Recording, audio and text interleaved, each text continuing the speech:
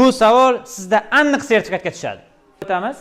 1 ning kvadrati plus 2 ning kvadrati plus 3 ning kvadrati va hokazo 99 gacha sonlarning kvadratlarini oxirgi raqamini topishni qanday usul bilan bajaramiz?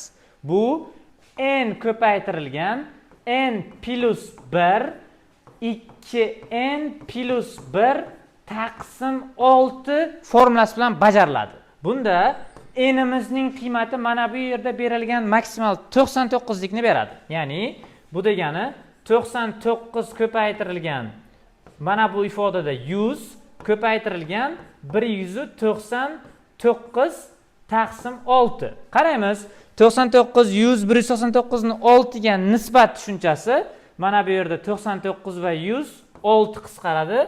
Bunda jarayon 33 kara 50 kara 199 lik ifodani beradi. Endi keyin nima qilamiz? Keyingi tushunchamiz oxirgi raqamli ko'rinish.